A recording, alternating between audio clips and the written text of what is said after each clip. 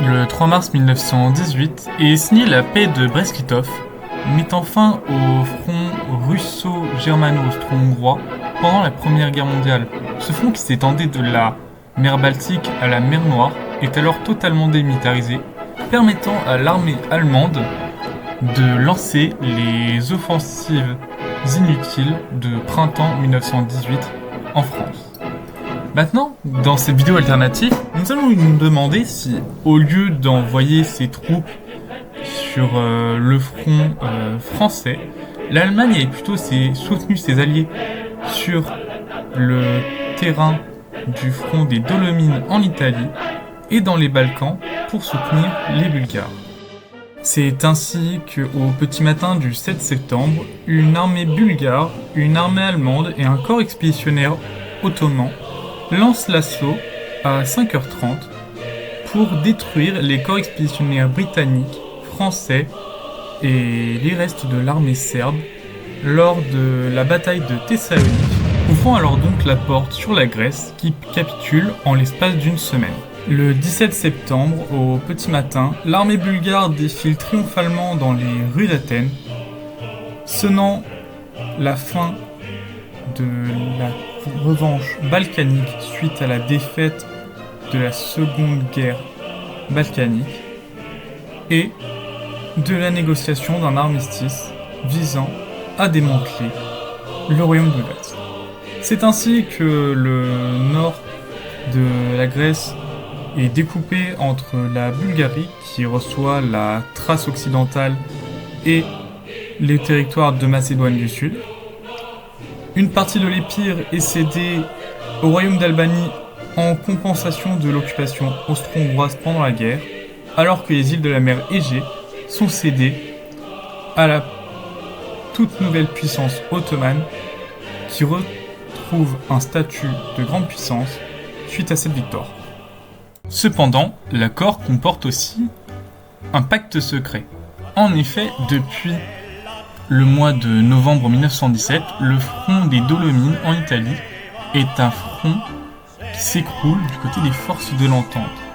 Dans cette réalité, suite à la capitulation de la Grèce, l'Allemagne et l'Autriche-Hongrie ont pour idée de proposer à l'Italie une paix en échange des îles de Corfou et de la Crète appartenant à la Grèce.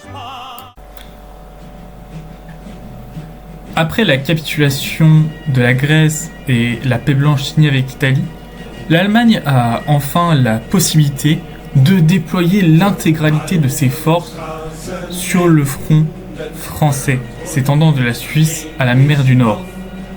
Ce front qui, malgré l'arrivée des soldats américains, armés et soutenus par les soldats français, comme dans notre réalité, ne s'était pas écroulé grâce à la ligne Hindenburg et sur le point de changer. En effet, les Allemands ont prévu une stratégie audacieuse. Depuis la partie nord du front, ils comptent fendre en deux la BEF anglaise, les encercler et créer une poche autour de Dunkerque et Calais afin d'exterminer les troupes anglaises et de n'avoir plus que les troupes françaises à vaincre. Cette stratégie audacieuse est rendue épique par le discours du Kaiser Guillaume II le 4 octobre 1918. Soldats de toute l'Allemagne, aujourd'hui est le grand jour. Aujourd'hui, par votre discipline de fer et votre volonté, vous allez faire plier le joug des Arméniens. Depuis ces tranchées boueuses, j'ai besoin de honnête et de venir les héros de la Grande Guerre.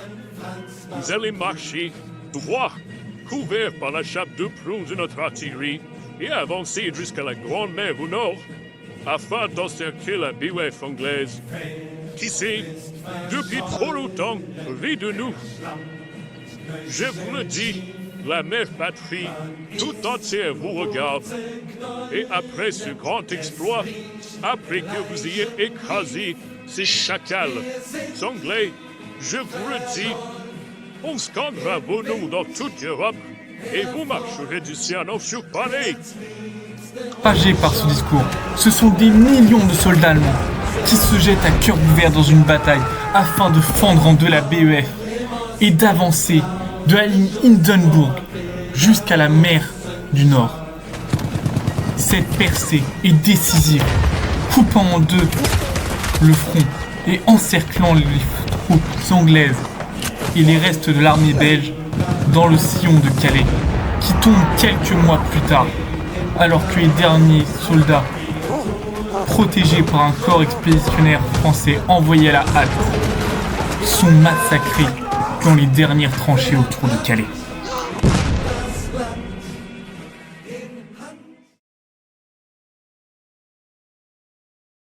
Il était 5h30 quand le sous-officier Otto Hartmann venait de se réveiller dans sa petite cachette des ruines de Dunkerque. Ici et là, il pouvait entendre les crépitements des dernières flammes sur l'autre côté de la rive. Alors que, à plusieurs mètres, la trêve était signée après 4 ans de conflit. 4 ans de conflit. C'est ce que se dit le sous-officier Otto, en se disant qu'il aura fallu des millions de morts et la destruction de toute une armée pour que les Français, les Allemands et les Anglais décident enfin de signer une trêve. Une trêve qui ne signait pas la fin de la guerre, mais juste un armistice temporaire de 2 ans.